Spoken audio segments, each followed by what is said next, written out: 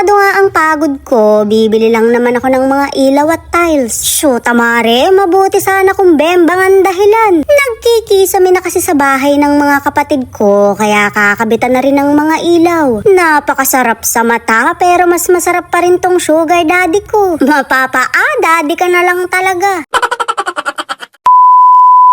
Dumayo nga kami ng Plaridel, Bulacan para bumili ng mga ilaw. Medyo marami yung kailangan ko para magliwanag yung bahay ng mga kapatid ko. Syempre, papalibutan ko rin sila ng solar light sa labas para pati yung bakuran nagliliwanag. Doon ko pa nga sana ikakabit sa poste pero nananampal pala ng kahirapan yung presyo nun. Rin na lang pala, maipakat na lang sa bakod. Syempre mare, hindi ko pa rin titipirin yung mga kapatid ko.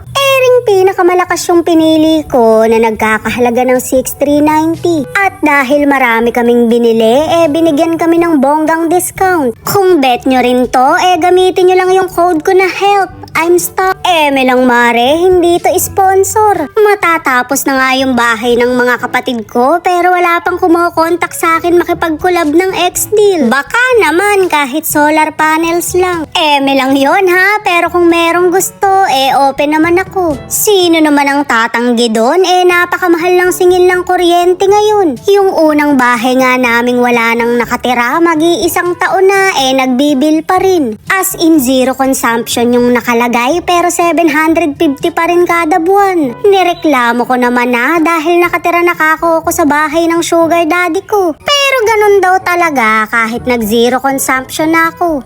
Lumipat na nga ni, 2 bill pa ngayon yung binabayaran ko. Wala, tinanggap ko na lang at wala rin naman akong magagawa. Pagka hindi ko naman binayaran, baka tangayin pa yung metro ko. Sayang din, diba? Pero kailangan kong ikip yung linya ko. Para kahit mapatalsik ako sa bahay ng housemate ko, may uuwian pa rin ako. Alam nyo na, pang force evict yung ugali ko.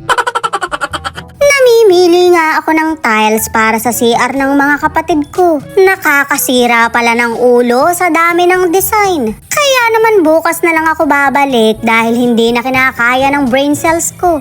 Ring at hinatid na namin yung mga ilaw pero nakalak pala yung gate. Napakatagal dali ng nanay ko yung susi, manong nilipad na kasi. Hindi ko naman sana ipagkakalat na aswang siya.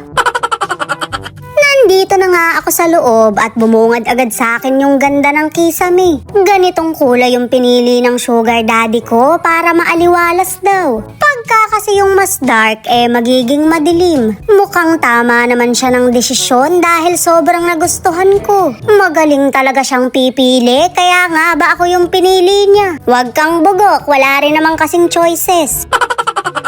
Diniretso na namin dito yung mga ilaw para maikabit na rin agad. Pero dahil sa kasyungahan, pinalit din namin to. Warm na kulay kasi yung napili ko, dilaw pala yun. Shoot, amare, daig pa namin ang mga kiti. Di ba nga't dilaw yung bombilya nun para magsilaki? Wala na talaga akong ginawang tama.